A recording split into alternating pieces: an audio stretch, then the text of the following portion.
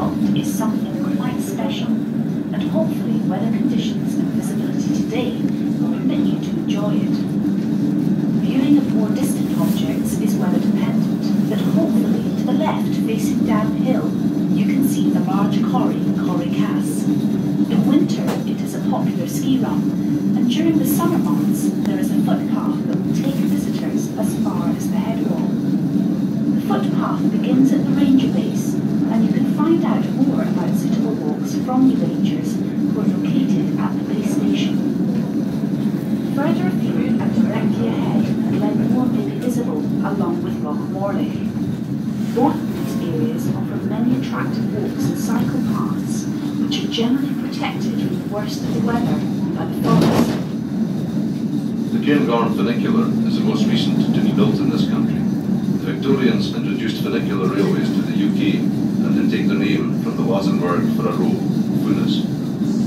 In all, more than 30 of them were built, mainly to serve the fast-growing holiday resorts and cliff-top hotels along the south and east coast of England and in North Wales, and some of them are still operating today.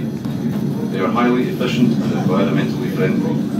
Indeed, when the Carrigorm funicular is a full downhill carriage and an empty uphill carriage, which often happens at the end of a busy day, the system actually generates electricity, which is fed back into the national grid. Looking ahead and down the track, you may be able to see the passing loop. The passing loop is exactly halfway along the 1.8-kilometre length of track.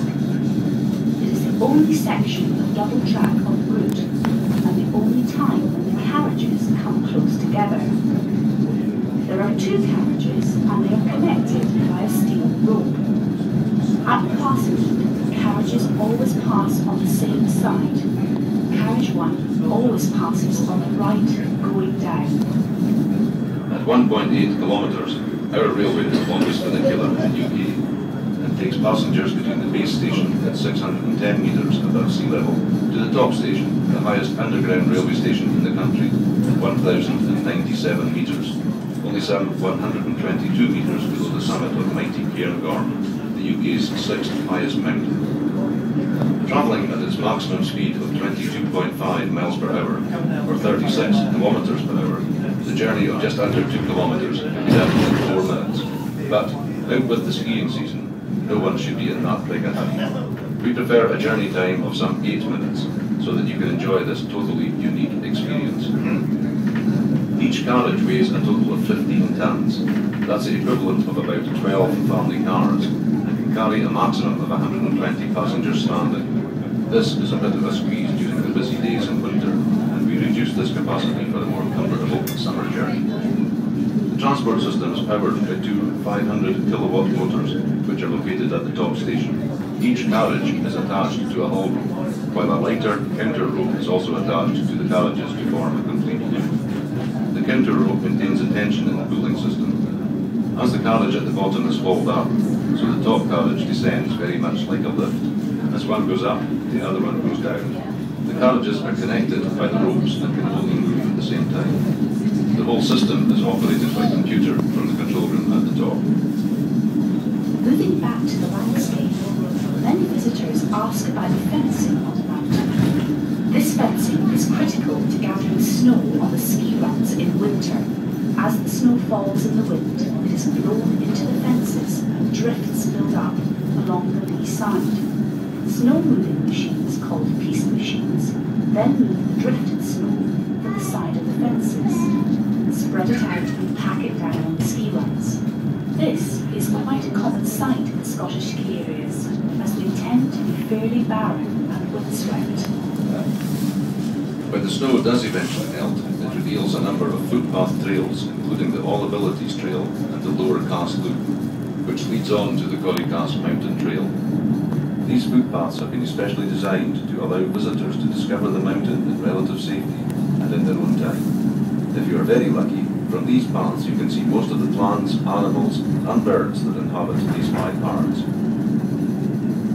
As we approach the end of our journey, on the left, facing downhill, just before we enter the base station, you will see the early stages of a unique mountain garden. This is part of ongoing restoration work on site, and the garden is located on the former site of the old chairlift station. In time, the mountain garden, the highest of its kind in the UK, will become a visitor attraction in its own right. The growing season at this altitude is very short, and it is hard to believe that some of the trees growing close to the base station were planted over 35 years ago and still stand less than 5 feet tall.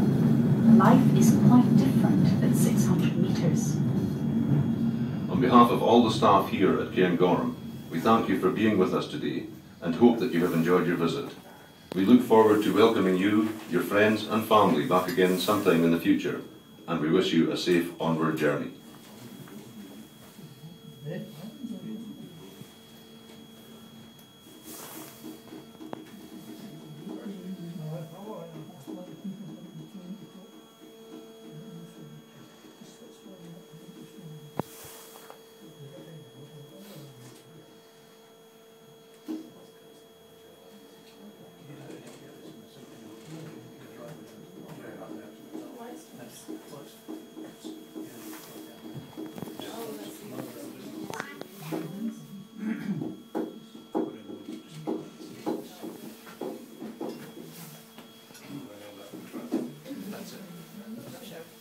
Somebody's parking at the top.